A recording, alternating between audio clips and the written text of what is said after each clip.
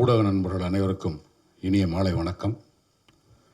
இந்த விழாவில் கலந்துக்கிட்டு நட்புக்காக சிறப்பு செய்கின்ற மரியாதைக்குரிய நட்புக்கு எப்பொழுதும் மரியாதை கொடுக்கின்ற அன்புக்குரிய திரு கதிரேசன் சார் அவர்களே, சரண் சார், படத்தோட டைரக்டர் முருகன் மகாலட்சுமி.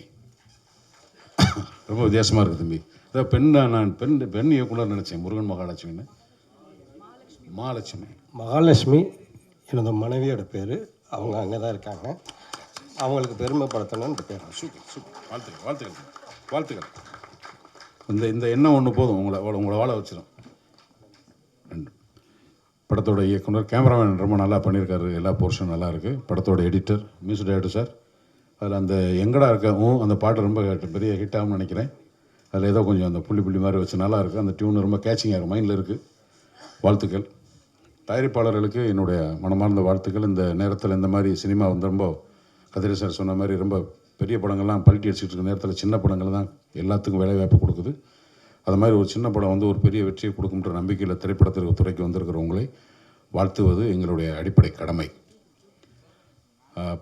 படம் முன்னாடி வேறு உட்காந்து பார்த்தா பூரா குண்டாவே தீர்றாங்க. என்னடா 50 பேரும் இப்போ ரொம்ப முன்னாடி உட்காந்து பார்த்தோன்னா எல்லா பேரும் குண்டா தீர்றாங்க. நேராக பார்த்தா பூரா பேரும் ஒல்லியாக இருக்காங்க.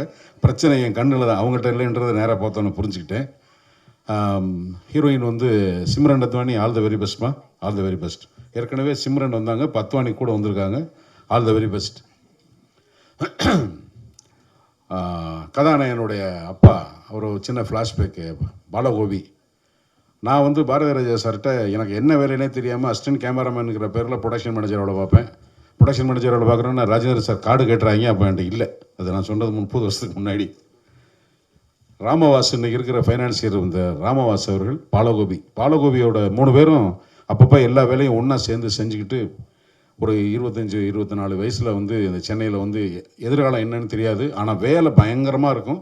அந்தந்த ஆஃபீஸ் வேலையை ஒவ்வொருத்தரும் ஷேர் பண்ணிக்கிறது. அப்போ மொபைல் ஃபோன்லாம் கிடையாது.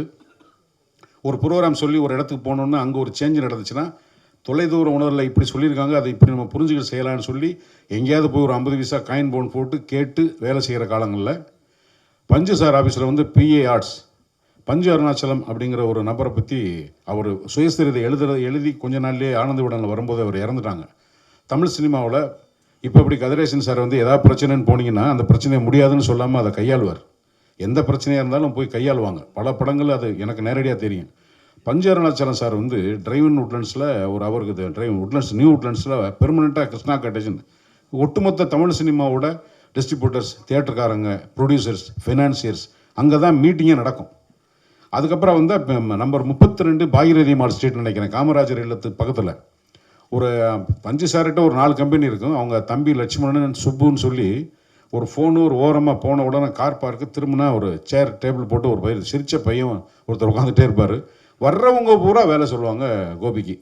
பஞ்சனை பார்க்க வர்றவங்க வேலை சொல்லுவாங்க, பஞ்சு சார் வேலை இருக்கும், அண்ணன் வேலை, தம்பி வேலைன்னு எல்லா வேலையும் முகம் சுளிக்காமல் அது பண்ணிடுறேன். இன்னைக்கு வரைக்கும் தன்னோட அந்த உழைப்புனால மாத்திரமே சினிமாவில் தாக்கு பிடிச்சிட்டு இருக்கிற ஒரு யாருன்னா பாலகோபி தான். மற்ற நடிகர்களுக்கெல்லாம் மார்க்கெட் இருக்கும், டைரக்டர்களுக்கு மார்க்கெட் இருக்கும்.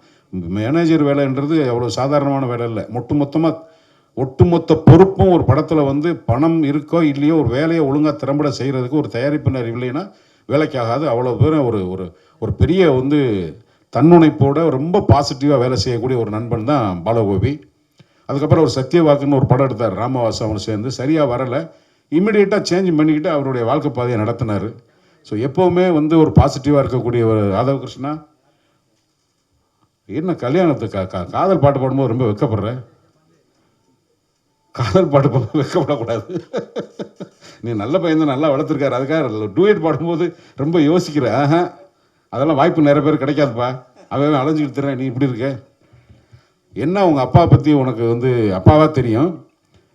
ஒரு சின்ன கேரக்டர் உதாரணம், சூப்பர் ராஜேந்திரன் குருங்கிறாரு. எலெக்ஷனில் 2 பேரும் எதிர்த்து நிற்கிறாங்க. ஒருத்தர் வைக்கிறாரு, தோக்குறாரு.